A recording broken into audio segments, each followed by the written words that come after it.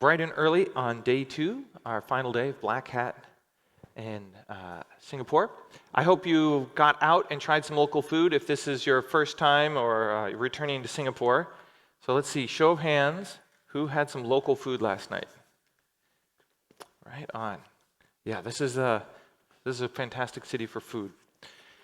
And we're in a pretty good location for it. Okay, so yesterday during my keynote introduction remarks, I talked a little bit briefly about AI because I wanted to save it all for today. And so some of the topics that we touched on and some of the talks you saw yesterday, right, are going to be the background for what we're talking about. And normally what I would do is I'd have more opening remarks to introduce the topic of the keynote. But since it's a conversation, I don't want to use up all my questions rhetorically. I want to use them up with Ruimin. So the plan is we're going to sit up here and we're going to have a conversation about AI, and we're going to start very generally, and then we'll start getting more focused. And then about maybe 2/3 through, we're going to try to go for questions and answers from the audience, because I think this is an area that's moving so quickly, and everybody has a different kind of preconceived notions about where we're going or why we're going there. I think it would be really good for us to hear your questions, and then we'll finish up on the hour, and then across the hallway, 10:20, the next sessions will start. And then this evening, don't forget, the lock note session is at 4:20, starts at 4:20. And if you haven't been to a lock note, it's sort of the inverse. So what we do is we have a panel of review board members who helped select the content that we're seeing here. And we talk about what did they see, what was interesting, and it's a chance for you to sort of listen in on a conversation of the subject matter experts talking about ourselves. So you're sort of like, I get to see the experts talk. And then again, we open up for questions and answers. Then you get to ask them. And it's just a nice way of ending up the conference and trying to summarize everything and hear what did the people expect to happen and what actually happened. Okay, so let's get started with more 2 pages of AI questions at least. You're going to have a lot of AI. And the person that we're going to be having the AI with is Dr. Ruimin He, the government of Singapore. And Ruimin is the Singapore's Chief Artificial Intelligence Officer, where he leads a multi-stakeholder effort to achieve Singapore's strategic AI goals, and included the development and implementing of Singapore's national AI strategy. He's also concurrently the Singaporean government Deputy Chief Digital Technology Officer, and he's a member of the United Nations High-Level Advisory Body on AI. He holds a Bachelor of Science in Electrical Science and Engineering and a PhD in Economics, both from the Massachusetts Institute of Technology. So it's my privilege to introduce Dr. Ruimin He.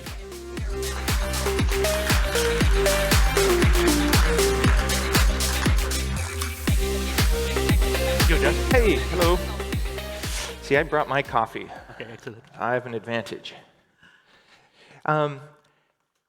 So I have a feeling, first, just give us a brief background, like Singapore has a strategic goal on AI, and you have a chief AI officer, right? What was the thinking behind creating these roles versus the existing technology roles? So it's great.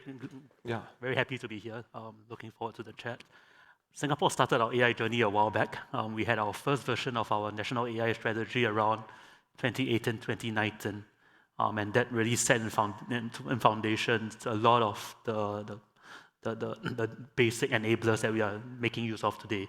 Last year, we felt at about the start of the year that there was a need to revise the strategy, really because the field moves very fast, and that was about the time that ChatGPT emerged onto the scene. And so last year was an amazing year of really trying to understand what should we do next, how do we revise strategy, how do you leverage on your strengths.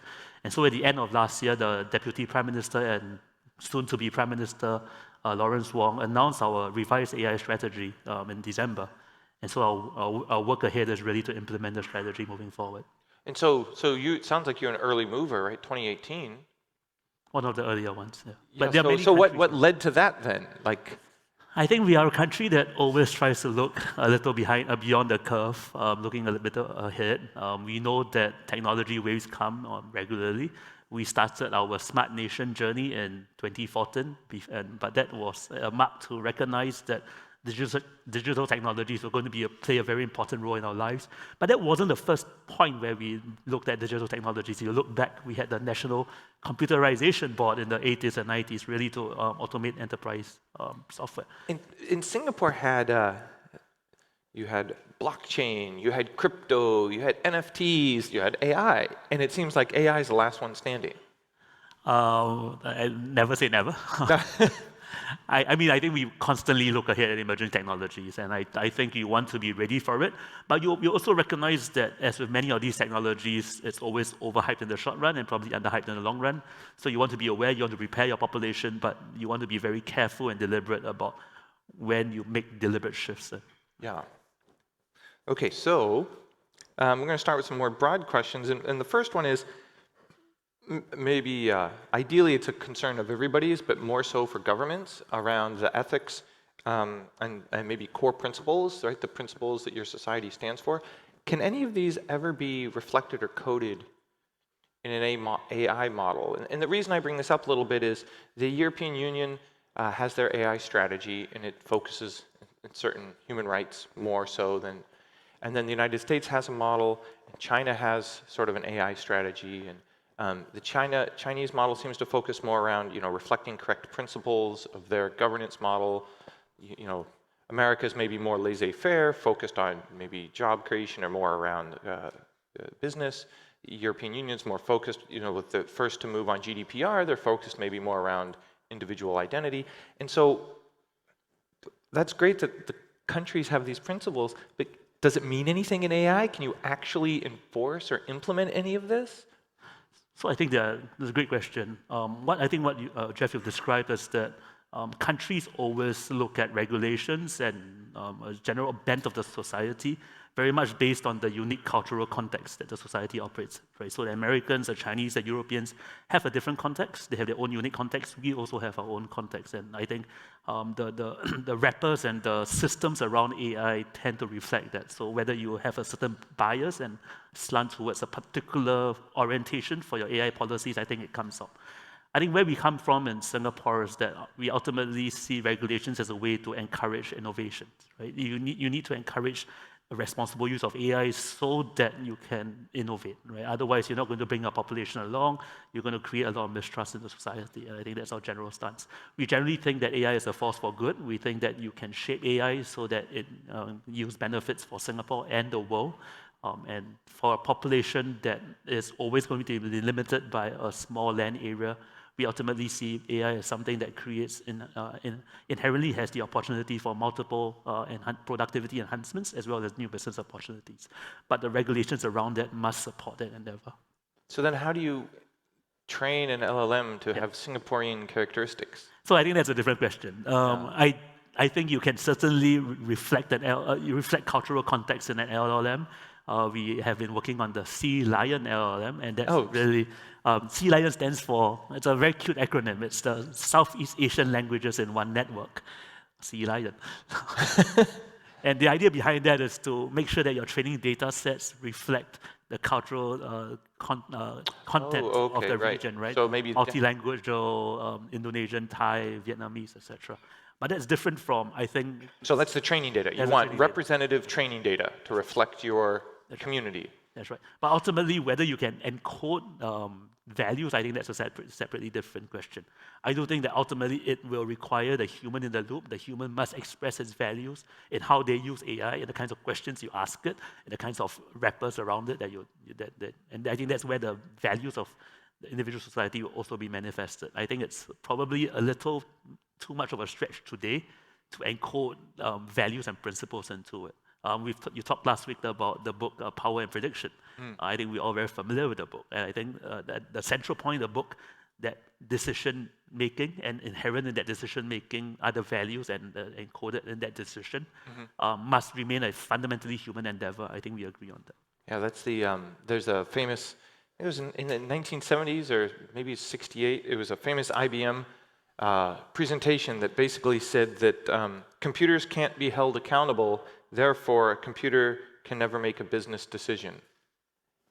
And that was pretty prescient, right? And we're still challenged with that today. So just substitute computer for AI. Is that something you worry about? People shortcutting it and just saying, well, it's creating these great predictions, so why don't you just follow through with the prediction? Why not just pick that stock?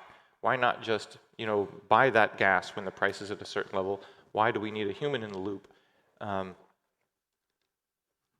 that makes me worry that, are we eliminating the responsible party? Like, who's responsible then? I think that's a battle that you have to constantly fight. I think it's ultimately up to the people who deploy AI systems to ensure that the human in the loop is a meaningful human in the loop. In the government, when we deploy AI systems for civil servants to use, we really have only two principles, right? Number one, do not type things that you're not supposed to type into it because of data Don't tell it things it's not supposed to know. You don't know where... You are not alive. Yeah. You don't know where your prompts go to. I think there are different security classifications and therefore different questions of residency requirements for AI systems. So I think that's a very clear principle. But the other more relevant principle here is ultimately you remain responsible. Right? You cannot blame the system for any of its output. The human remains responsible. And oh, interesting. so it's actually, we've been quite public about it. Two simple principles, I think, that has been guiding the way with use AI. So at some point, though, the manufacturer has liability too, you would expect. It depends on the nuances of the system, right? So I think the use of LLMs in generating emails for customer service reply is quite different from the use of AI in a self-driving vehicle. It's quite different from the use in a healthcare application. I don't think you can get general principles. The degree of humans in the loop would differ. We generally believe that because it's so sector-specific, because the benefits and the costs differ by use case, it's not something that you can have broad-based horizontal regulations on. It needs to be something that individual regulators, ministries look after. So what we're touching on briefly, and I might have hinted at this yesterday, was not Eugene Kaspersky, why am I saying that? Gary Kasparov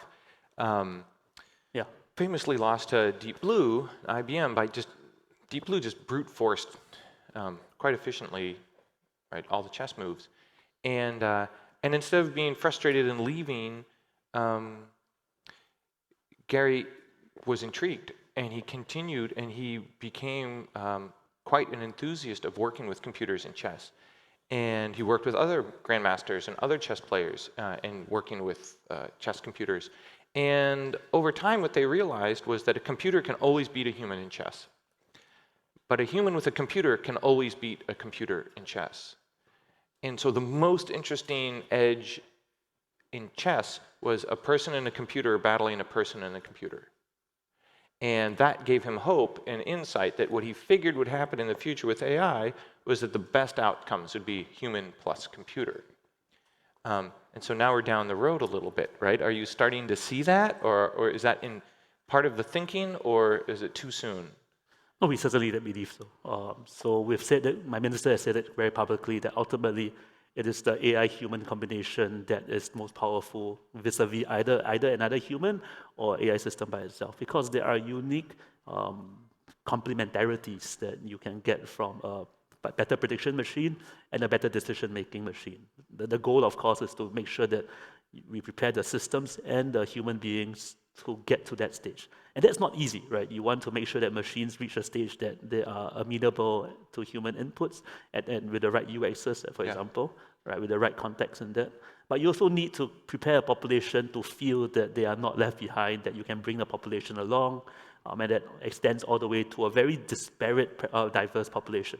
And you need to do that for all the way from your little kids to the mid-career worker who feels a little threatened. And I think that's what we need to do. It's like, I think Yahoo was the group that, I think it was Yahoo, who invented the breadcrumbs, the ... on the UI. Yeah. And then I forget who invented the hamburger, the pull-down menu. I'm really curious to see what are the UI hints that are going to be with AI, right? How does an AI data presented, like work interface with a human, you know. Yeah. So I think that is important. I think there will be norms that will be created globally, and I think we will understand these dots. But I think even as we test out different systems, we can't wait for these global norms to emerge. Well, we need to test different UXs to make the human feel that you can't completely rely on the system, that you have agency and that you have a role to play. Is there a, or from where you're sitting, in the early internet days, there was this rule that was mostly for network engineers, but it was basically as they were writing these RFCs and protocols, it was be very strict in what you send, but be very liberal in what you accept. And this is how we get interoperable systems. Are there any sort of basic rules, like be strict in what you train on, or liberal in what you train on, and strict in what you interpret? Like, are there comparable concepts? That's a good question. I think we have to start looking at AI more broadly than generative AI and a model, right? I think if you look at an AI system, right, it needs to then encompass both generative models and discriminative models. It includes various formal verification protections around it, I think. And I suspect where the equivalent rule is, you may have to let, and this is all disputed and it's not clear whether this will actually happen, but my instinct, my personal instinct is that while we will try our best to understand and ground a model, whether through mechanical interpretability or other means to understand your trillion parameter model, I think there will be an inherent limit to that. Right? Ultimately, the way to ensure a safe system is to let the AI come out with its own predictions, but then wrap it around with safety. Right? So you treat the full system not just as the neural network, but also the systems that protect it around it. So guard the outputs of your system. And then they would alert you, or somehow like, hey, bumping into the rails too much? Or just say, come up with your hypothesis, and then we'll check it, right? It's in some ways, and I'm careful about using this analogy, there is a left brain and a right brain in your head, right? There is a part of your brain that is creative, but it's always checked with logic. Right? And I think the interplay between creativity and logic is not really left brain, right brain, but that interplay between an exploratory path, but checked with logic, I think is something that you'll see more increasingly moving forward. Yeah, so that was my question, is can AI be safe? Or is what you get confidence levels? Because nothing in life is really safe, right? There's always mistakes, but I'm just worried that these incredibly complex systems, if they're non-deterministic, it's going to be kind of hard to understand when they're failing, or what their failure modes are, or how do you design around an unknown failure mode? So, I mean, that's going to be half the excitement. Yeah, I think it'll be interesting. It depends again on use cases, right? For some use cases, you're very happy for AI to generate interesting poems, etc. But if you are using it to design a safe, secure system and generating code, you want to find ways to check your code, right? Right. And I think, and then the interplay of what you leave to the LLM versus what do you do checks, logical checks around it. Yeah. I think that's how you ensure safety. I don't think you can get safety inherently by using the LLM. So I'm going to ask the audience a show of hands. Who here thinks that in a couple of years it'll be essentially impossible to distinguish between a deepfake photograph and a real photograph? Right, impossible. Possible to distinguish between generated voice and real voice. Right, generated writing and real writing from someone. Yeah. So what does it mean to be human? Like, what is your identity in that situation? And I mean more like as an identity provider, right? Like you're trying to authenticate a human. And I'm always fascinated by these questions because, you know, one of my favorite movies back in the day, Blade Runner, and later on Ghost in the Shell, and they're all grappling with what does it mean to be human in these highly, you know, artificial environments. And I'm just curious, SingPass, Singapore's highly government services delivered here, it really requires there's a lot of identity questions raised. What do you do when you look at it and you go, okay, I can't trust video, can't trust audio, can't trust voice, can't trust written? Like, you better show up in person then, right? So that's a great question. I mean, especially we all know this is the year of many elections. Year of disinformation, misinformation, yeah. And I do think that if left unchecked, the general sense of trust in information will decrease, and much needs to be done about that. What are the solutions? I think that there fortunately is a wide range of explorations, whether it's about the orb and your iris world coin type efforts, or whether it then presents a role for governments to be the arbiter of what identity is. I do think that these questions will come to the fore a lot more, and we need efforts to do that, precisely because you're not going to be able to otherwise distinguish between a machine and a human. But I do see a good thing out of all of this, right? And I mean, try to be positive in general. And I suspect this whole conversation around AI will force society to grapple with the question of what it really means to be human. And I think that's a good conversation to have. And yeah. I think let's talk a little bit about the promise, right? So here's the big framing. What's the promise of AI is essentially faster, better, more creative, like taking the humans out of doing the repetitive tasks and the things that we don't do very well, right? I don't look at thousands of log files very effectively. Like, no, give me a robot. Like, I want a robot to do that. I don't mind if I get replaced by a robot doing that, or spam analysis, like, is this a phishing? But I would get really bothered if I was supplanted in a uniquely human decision-making role. So when you're looking at it, or your strategy, and you're thinking immediate benefits, right? Where can you apply this? How is it being used? We've heard from some talks where it's summarization, it's rule creation. It seems like we're at the very early stages of the lowest hanging fruit, but we know it's going somewhere else. We don't know where, but we know it's going. This is the beginning, right? We're building the building blocks. Do you look forward? Do you get questions from government agencies that say, no, I need better transcription, I need better note-taking, I need to attract new talent, and new talent expects that I have an AI assistant, so we need an AI assistant or else I can't hire or retain employees. Like, what is the big benefit that you're seeing from a government perspective, maybe not from a Microsoft perspective? I mean, we don't know what the long-term future will hold. Yeah. But I do think that we need to approach this both with an eye on the short term and the long term, right? There's no point just dealing with the short term and then getting too caught up into it, but not preparing for the long term. But there's no point talking theoretically about the long term either. So our general approach has been to experiment, right? Experiment so that we understand what this is about, we know how to regulate it better. You also then build confidence in both your population at large as well as your civil servants in using AI, right? I think that there's a part about habit formation and confidence and discernment that doesn't come naturally if you don't play around with the technologies, right? And playing around with it also gives you a sense of what its limitations are and what the potential is. But at the same time, while you're doing that, you want to recognize that ultimately what you see today is just the start, right? And to have more longer-term effects, it requires systemic changes, requires changes to policies, it requires system redesign. And I think having the initial experiments forces us to grapple with those questions. As a country, we tend to be a very divine discontent country, right? We always want to do better. We see something, we're happy with it, but very soon after, the question is, what's next? And I think that constant iteration between testing something out, at the same time figuring out what are the blockers to do something even bigger, will always be there, and I think that's good. What's the,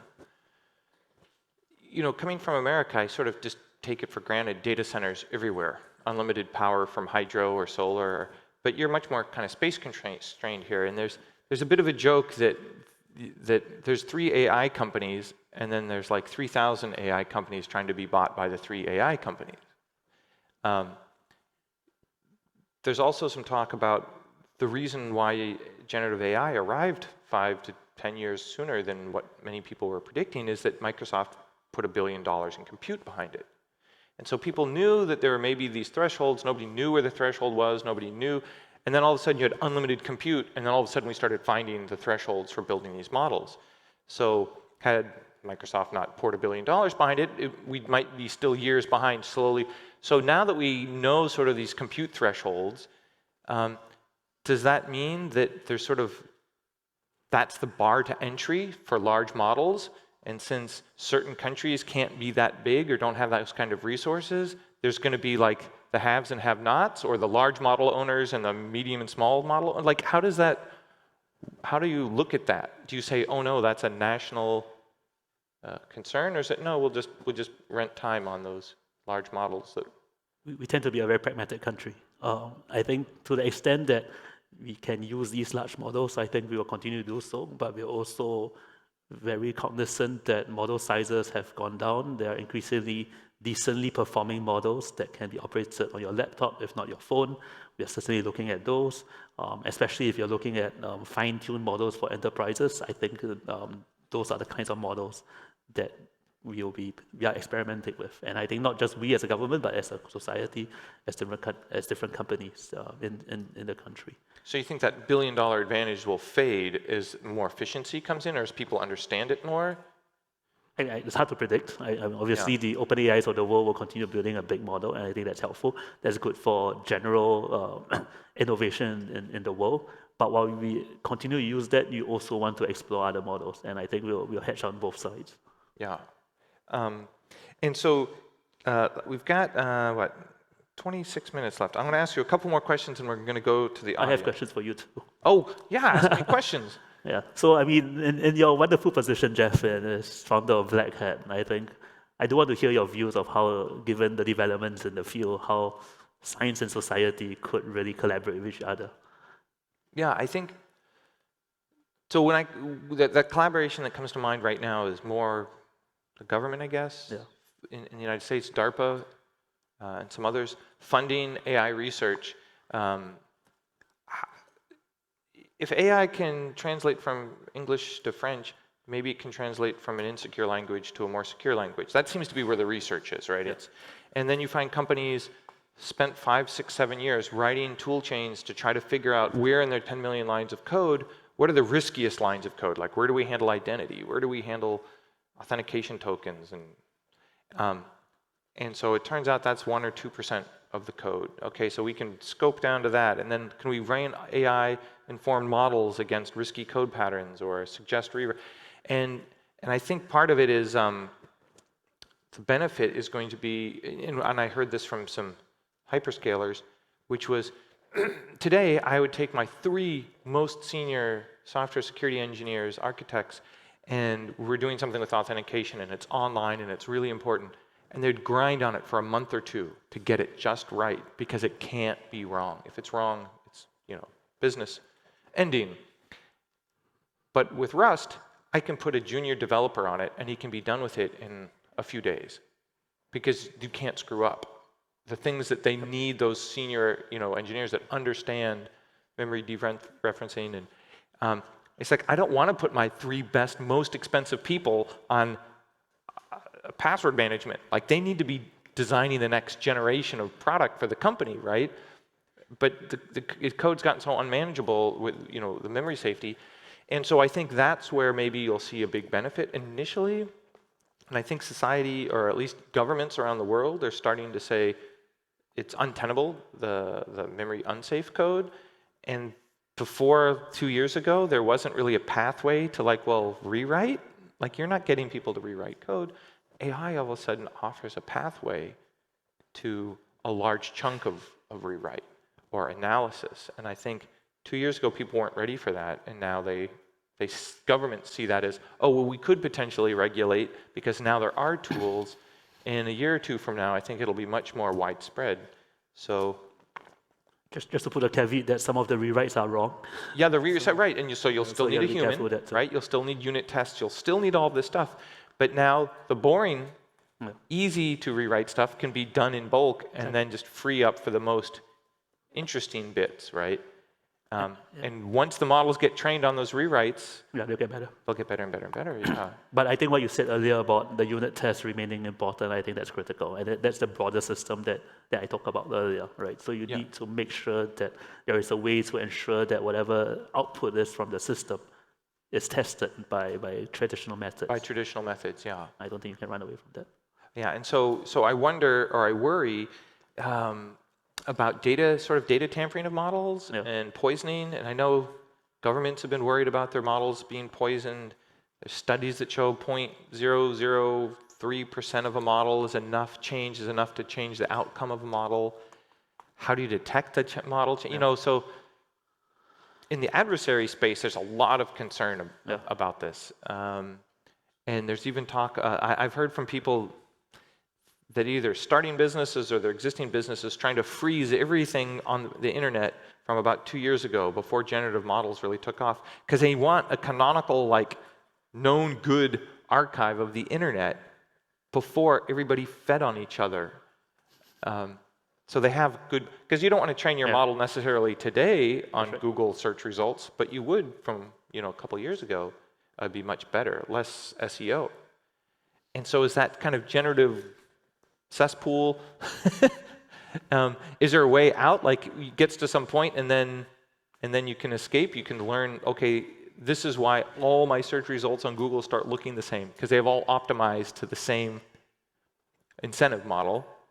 But at some point we get beyond that. Or is it like face and voice?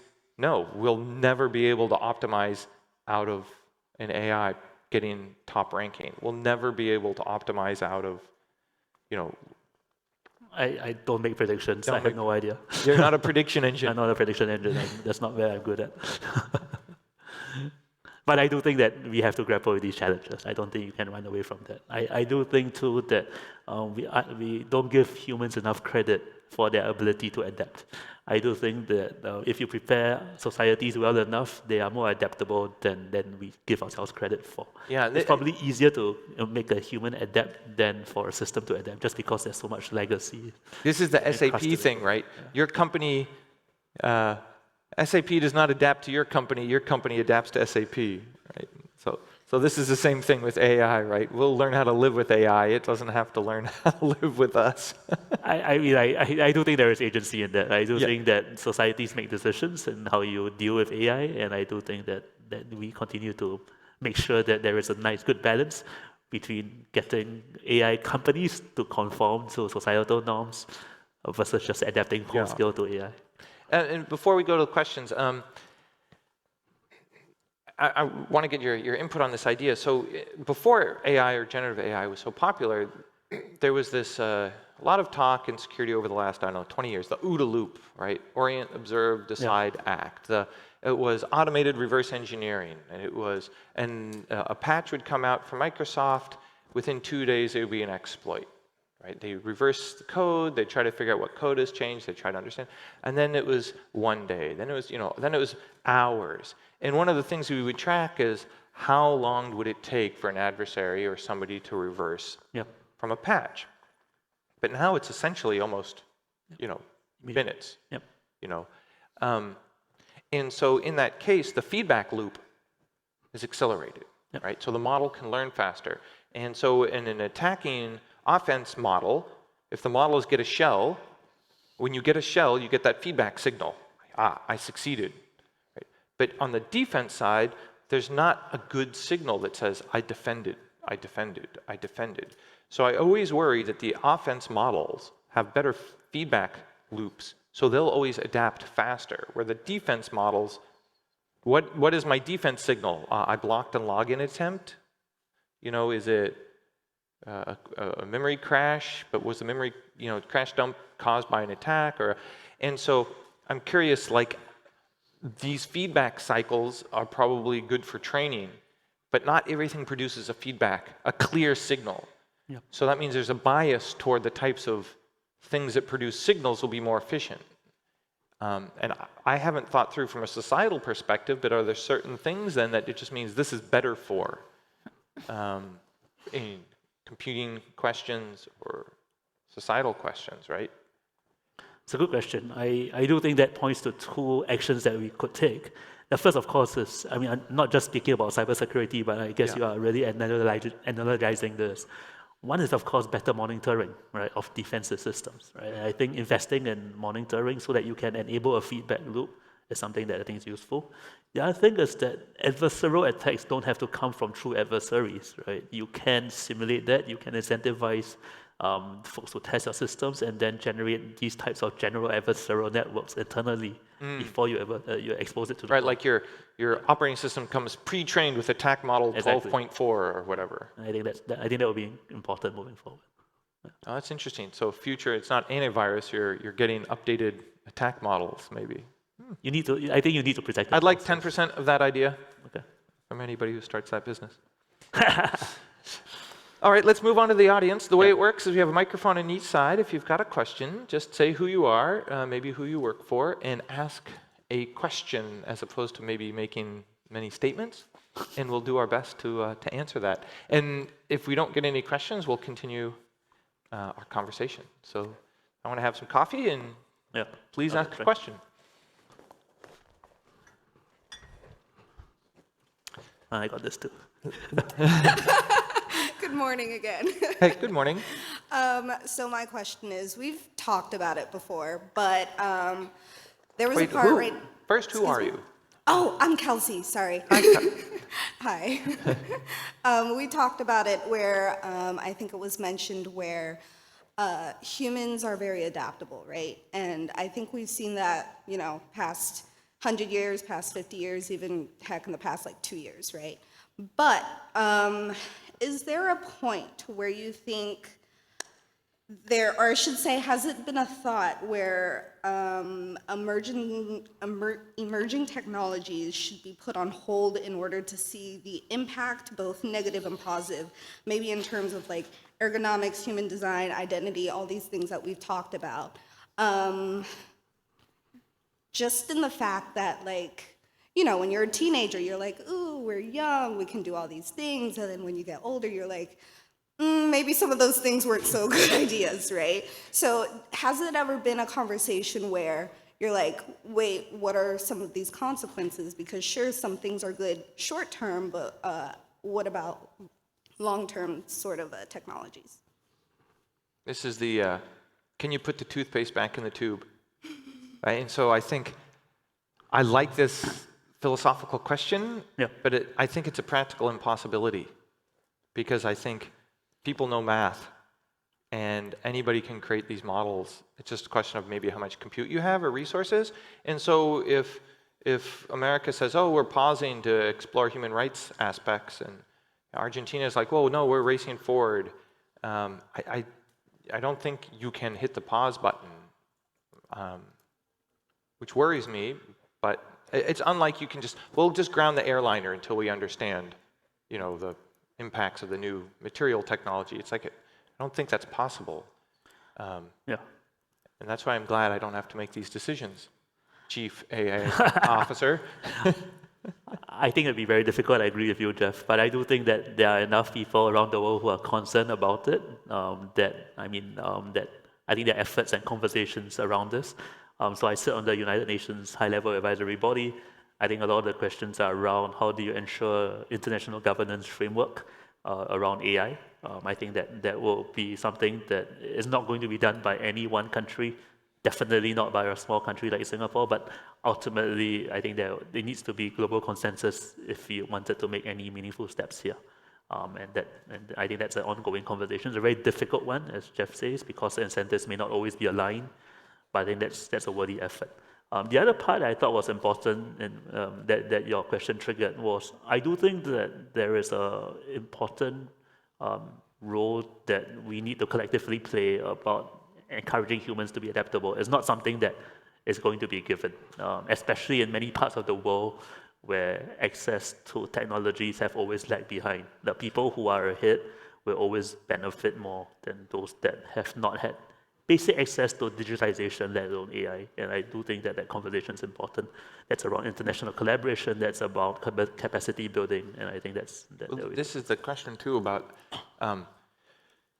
when change happens too quickly, it stresses a lot of people out.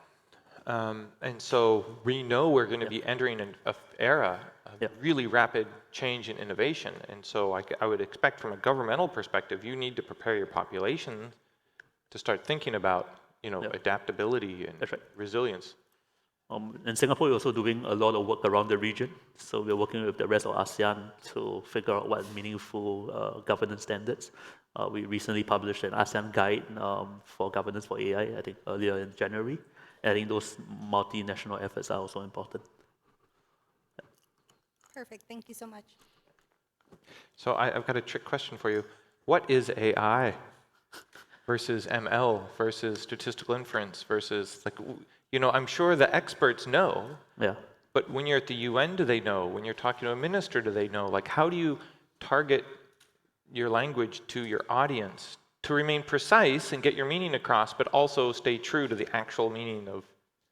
Yeah, so that's a good question. I think fortunately in Singapore we have been very fortunate to have quite a technocratic country, and that extends from the political leadership all the way through society. We famously do very well in our secondary school math and science comparisons around the world, so I think that helps.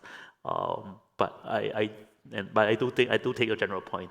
At the UN, of course, there are different levels of conversations, but to be fair, there are also quite technocratic people across the world.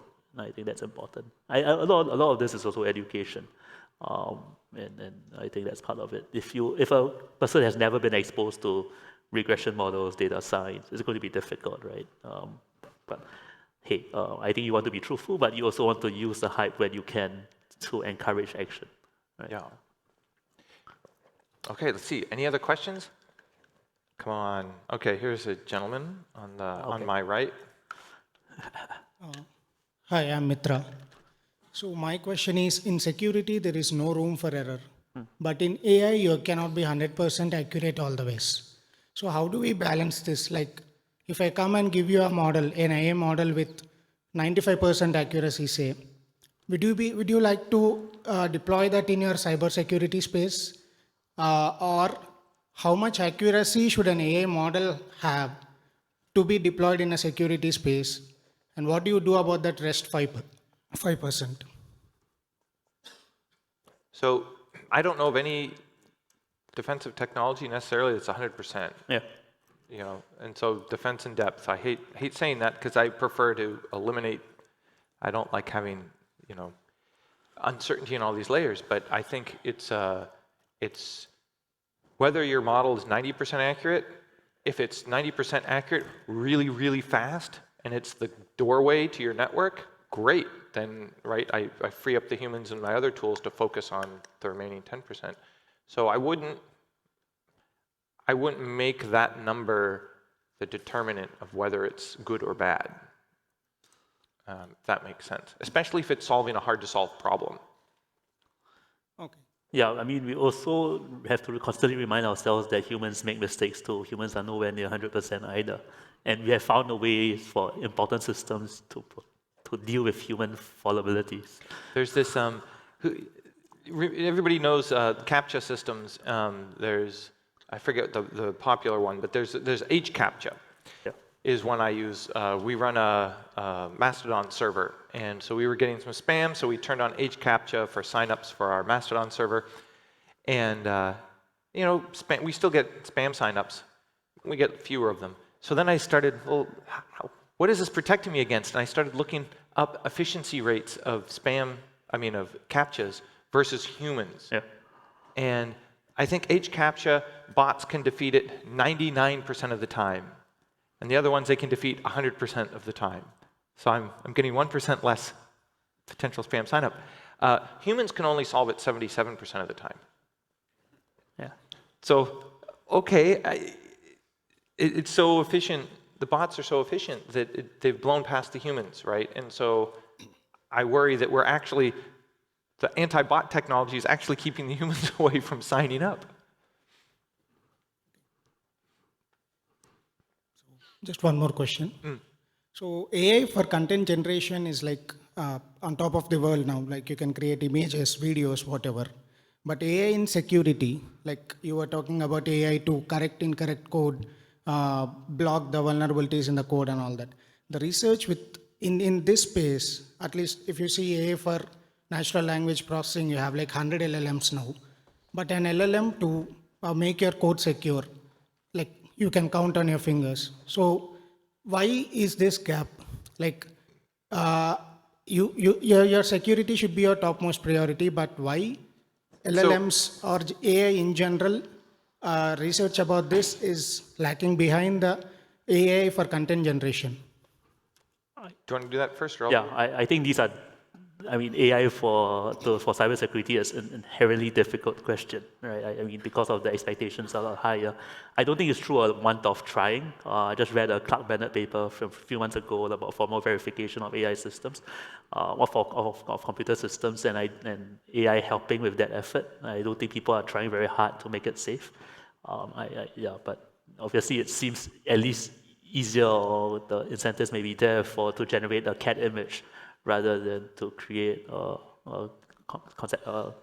provably safe AI system. There's, the way it was described to me when I was asking a similar question to an expert, and they said, well, it's a land grab. Yeah. And so what's happening is, in their perspective, why there's unlimited money right now in AI is because it's a greenfield opportunity, it's a land grab, winner takes all sort of scenario. If the premise of billion-dollar compute is necessary, right? If the barrier to entry is less, then maybe that's not so. But right now it's perceived as a land grab. And what's happening is, if you go to Google and you say, show me a picture of a cool Ferrari, and it ranks it, and it's guessing, its model is saying, my best guess is number 1, my best guess is number 2, and you as the user pick number 5. And their AI model is like, what just happened? I gave them my best, I thought number 1 was the best, it's number 5, I retrained myself, right? So Google is learning when you select, and it's learning hundreds of millions of times a day, right? And then Bing comes along. And let's say Bing comes along 10 years later, and they're getting 1/100th of the traffic. And Bing says, here's my 10 best guesses of the cool car, right? Bing is getting trained at 1/1,000,000th or 1/1000,000th of the rate of the Google. So a day in the life of Google is like how many years in the life of Bing, right? How will Bing ever catch up? And that mentality is sort of infected investors who are like, get all the data now. Right, buy all the compute now, because a 1-week delay, a 1-month delay could be like years and will never catch up. And so I think that infection, that race to seize territory, right, is what we're seeing right now on the business side. Right, that's why everybody's rewriting their terms of use to say we can train on everything, we can train on comments, we can train on your images. Everybody's running for training data because they know somebody else is. And if you don't train, and you're a month late to training, then you may as well maybe never even show up. You see this in consumer technologies in general. So you were analyzing it for search many years ago. You even see it in something like ride-hailing, right? Getting more drivers and getting more passengers, and you're getting a better feedback loop. So I do think that's why like a network effect almost. Exactly. Yeah. Any network effects, right? Yeah. So I think there's a bit of that going on behind the scene. And if generative is generating the interest in the investment, fine. Yeah. Do more of that until we seize more territory. Or I think what's going to be a limiting function on that is all of this stuff is going to get litigated in court. Like Disney and movie studios, nobody is happy that all their data, copyright and trademark data, is being trained on. Like it's commercial theft on a mass scale of intellectual property. And until it gets litigated out, it's a free-for-all. Right? And there's this one meme online. I don't really agree with it fully, but it points to the sentiment, which is sort of like if buying isn't owning, then copying isn't stealing. Right? So if I copy one movie, the movie still exists, right? This is the piracy argument, right? If I copy the movie still exists, right? I haven't taken any value away. But if I take a copy of every movie you have, I train my model on it, and then I sell you a subscription to access my model that was trained on their data, maybe that is theft. It's different. It's different in nature than me copying a movie and watching it, right? Now I have a business model based on somebody else's data. And I think we're in a bit of this free-for-all land grab because there are no legal rules really around this yet. But in a couple of years, there will be. I'll also add in response that these are general technologies, right? So some of the developments that you get on the very consumer-facing work will spill over to other applications, whether it's enterprise, whether it's better software. So, yeah. Thank you. Hey, we have time for one more question. This microphone on this side's on fire. Hi. Everybody on this side. Yes. Hi, good morning. My name is Michael Wong. I just want to ask, in the book of 1984 slogan, Big Brother is watching you. Let's say moving forward 60 years later, 2084, would it be that AI is watching you? So what is the point of view in AI surveillance and privacy? Wait, the last part is, so then what's the, What is the point of view in AI surveillance and privacy? what's the point of it? What is your point of view? Oh, point of view. Point of view.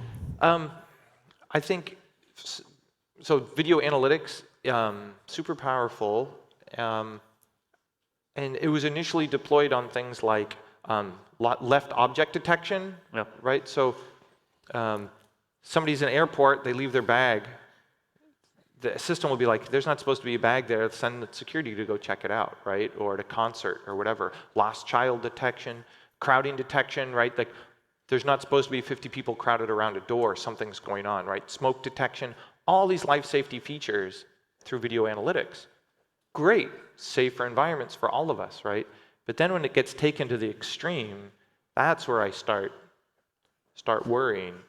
I think, again, it's used as a filtration. Normally when I see it, it's, so I got a tour of a casino in Vegas, and I got a tour of their surveillance room. And this is where they look for cheats. And everybody they hire have photographic memory for human faces. And these are the people that are looking for known cheats. It's backed up by AI facial recognition systems that try to identify and track everybody and movement of everybody. But at the end of the day, it's still people, right? The AI system is a filtration, it's a heads up, it's a warning. But again, it's the tie between the machine and the person to detect, because the fraud schemes are pretty inherently clever, and the AI system is maybe not going to detect it. From a dystopian future, I think that's the character of the country. So you can have a country with no cameras that is pretty frickin' dystopian, right? Stasi Germany.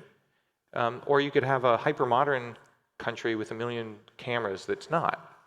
And so I don't dwell so much on the technology, I dwell on the character of the country and the governance.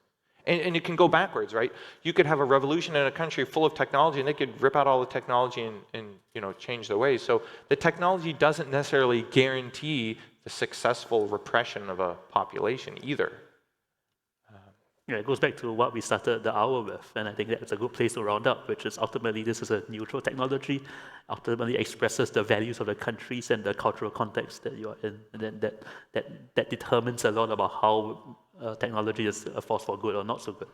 Yeah, so I think in the future you'll end up having technology generated from kind of both sides, yeah, representing different cultural norms. And so I'm not running and hiding in the woods, but I definitely am paying attention to seeing how this stuff is deployed. All right, well, we're out of time. Thank you very much. Thank you.